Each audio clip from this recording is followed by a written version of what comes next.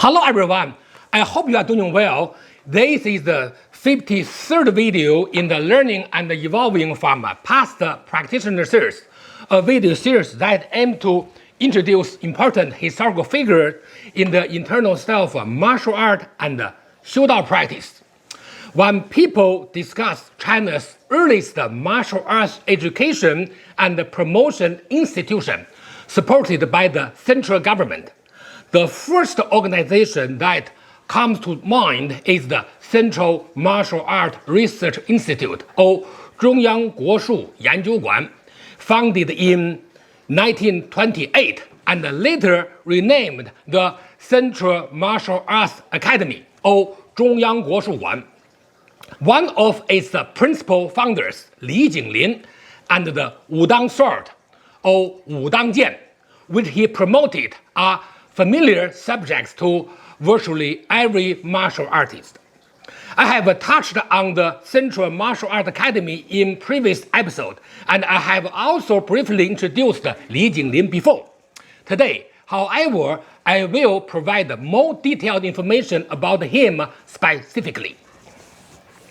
Li Jinglin was born in 1885 and passed away in 1931.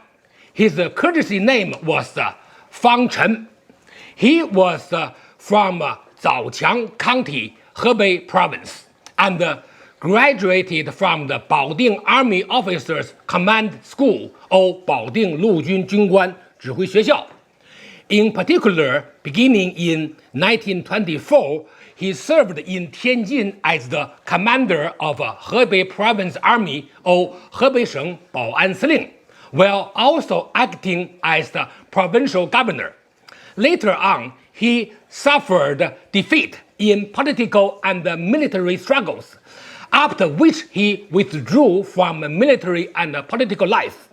From that point onward, he devoted himself fully to the promotion and the teaching of martial arts. Beginning specifically in 1928, he traveled to southern China to help establish the Central Martial Arts Academy as the renowned martial artist of the Republican area, particularly during the more than 3 years he spent in Shanghai and Hangzhou. He made substantial contributions to the dissemination and development of Chinese martial arts. Because of his profound mastery of swordsmanship, contemporaries honored him with the title Sword Immortal, or 剑仙. From a young age, Li Jinglin loved martial arts. In his hometown, he trained in Yanqingmen and Erlangmen, among other systems, laying a solid martial foundation. It is said that he encountered an extraordinary man named Chen Shijun, who transmitted swordsmanship to him. After joining the military, Li's intelligence and strong martial background earned him the favor of Song Weiyi, a guandai, which was a Qing dynasty military officer rank. Song Weiyi was the swordman of the Wudang Elixir School, or Wudang Danpai. He transmitted the Wudang Sword method privately and exclusively to Li Jinglin. Throughout Li's subsequent military career, he never abandoned martial training. He invited numerous masters to study swordsmanship together, exchanging knowledge and sparring techniques. Together, they also created a paired sword set called Wudang Paired Sword, or Wudang Duijian, a two-person sword practice form focusing on sword martial application training. Based on materials discovered so far concerning the lineage of Wudang internal swordsmanship, or Wudang 内家剑术, one of the most complete sources is the document Wudang Swordsmanship, or Wudang Jianshu, written in 1922 by the 9th generation master Song Weiyi. This document records that Zhang Sanfeng transmitted swordmanship to Zhang Songxi, establishing the first generation of the elixir school internal sword tradition. The first 9 generations were all passed down as single-line transmissions, unable to move beyond strict sectarian thinking. It was not until the 10th generation inheritor Li Jinglin that the tradition began accepting many disciples and spreading that sword system widely. Not only did Song Weiyi wholeheartedly transmit the essence of Wudang swordmanship to him, but he also gave Li Jinglin his own works, including Wudang Sword Manual or Wudang Jianpu, 八卦 Manual in sword form or 剑行八卦掌谱, and Dao's cultivation record or 道家修道路. Later, Li Jinglin invited Song Weiyi to Tianjin to teach swordmanship, allowing Li's skill in Wudang sword practice to reach its pinnacle. When the Centural Martial Arts Academy was established in 1928, Li became vice director and taught many disciples. In 1930, after the founding of the Shandong Martial Arts Academy or Shandong Guoshuguan, Li Jinglin vigorously promoted and popularized multiple practical two-person sword routines developed from the solo Wudang sword form, including Wudang two-person sword or Wudang 对剑, moving step two-person sword or 活步对剑, and free sword method or 散剑法. This made enormous contribution to the development and refinement of Wudang swordmanship. Li had many disciples, many of whom later became famous martial artists and Wudang sword specialists. It is especially worth mentioning that this sword system has been transmitted in many regions, with each generation producing notable masters. For example, after Li Jinglin, his direct disciple Meng Xiaofeng passed the art to Ma Jie.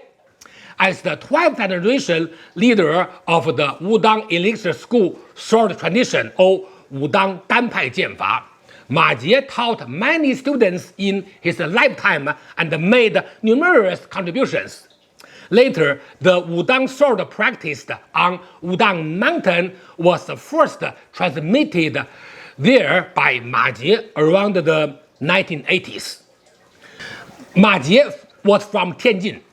According to the Xingyi lineage, he and I belonged to the same generation, and I was quite familiar with his martial practice.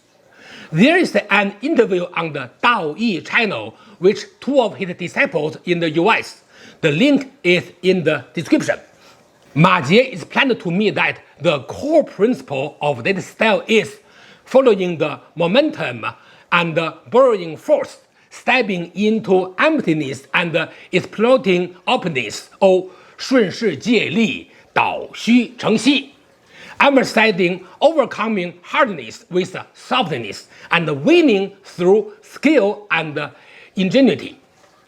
The third method integrates Daoist philosophy with practical combat techniques, stressing the flexible use of the 4 basic methods: strike, thrust, block, sweep, or 击刺格袭, while pursuing the supreme realm of a strike from emptiness or 凭空一击. Then Li Jinglin summarized the basic sword techniques to draw or 抽, lead or 带, 提 or lift, deflect or 格, strike or 击, thrust or 刺, point or 点, snap, explode or 崩, steer or 绞, press or 压, cleave or 劈, intercept or 截, and upward sweeping or 袭, making a total of 13 techniques. This system combines internal training or 内功 with swordmanship.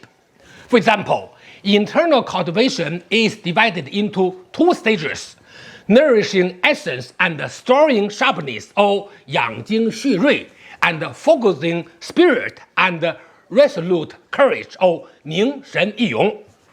They are then integrated with the combative functions of swordsmanship to attain a higher level. All of this developed upon the foundation of Li Jinglin's public transmission of Wudang swordsmanship. Today, these methods are still widely practiced and transmitted throughout China, which is the direct result of Li Jinglin's open-mindedness. Even more worth mentioning is that although Li Jinglin had many disciples, among his well-known students there were very few who fully inherited his complete martial art system. In particular, Yang Kuishan was his earliest and longest following senior disciple, and more importantly, the most crucial inheritor who remained by Li Jinglin's side until his final days. The Wudang two-person sword, or Wudang Duijian, mentioned earlier was in fact a paired practice set that Li Jinglin created while teaching Yang Kuishan the applications of Wudang Sword. Later, Yang Kuishan's disciples and later generations practitioners became especially important in actively spreading this system. In addition, Li Jinglin also learned Tai Chi from Yang Jianhou, the son of Yang Luchan, who was the founder of Yang-style Tai Chi. Thus, Li Jinglin can be considered a direct inheritor of the Yang-style Tai Chi as well. Later, based on the Tai Chi he studied, Li Jinglin also created a set of Tai Chi with his own distinctive style, which circulated during the Republican period. Although there are not many practitioners of this branch today, there are still dedicated practitioners studying it. There is one crucial point that must be clarified. According to the Yang Kuishan's branch, Wudang elixir swordsmanship originally had no fixed routines. The so-called routines were in fact fixed forms later created by Li Jinglin's successors after his time, mainly for convenience in teaching and transmission. Many other masters, such as Ye Dami, a famous Yang-style Tai Chi master who studied Tai Chi from Tian Zhaolin, Yang Shaohou, Yang Shengfu, also learned Wudang elixir sword from Li Jinglin directly, documented this position as well. And for which branch's claim is correct, this issue goes beyond the scope of this video, so I will explain them in detail another time when the opportunity presents itself. Overall, Li Jinglin's contribution to the Central Martial Arts Academy, from its founding to its practical operations, were enormous. For example, he initiated the first national martial arts examination, or 首届国术国考, the first nationwide martial arts examination in modern China, organized officially by the government. Moreover, he actively promoted the establishment of local martial arts academies, thereby forming a complete dissemination network from the central to local levels. This greatly advanced the modernization of traditional martial arts education and can be considered a major historical step forward. Although Li Jinglin left behind no video materials, we can still observe the subtlety and the brilliance of his sword art through the video left behind by Ma Jie. The following footage of the Wudang elixir school sword method was recorded when Ma Jie was 86 years old.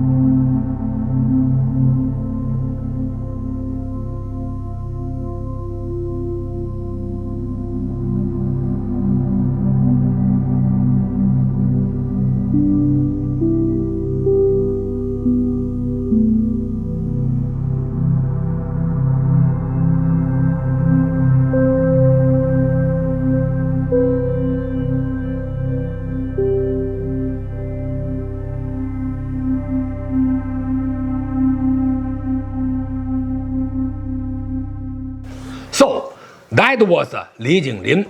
That brings us to the end of today's video. I hope you all found today's topic interesting and informative. Please post any further questions about Li Jinglin, his practice, or his lineage in the comment section. I will answer them for you in the future. Thanks for watching. See you next time and enjoy your practice.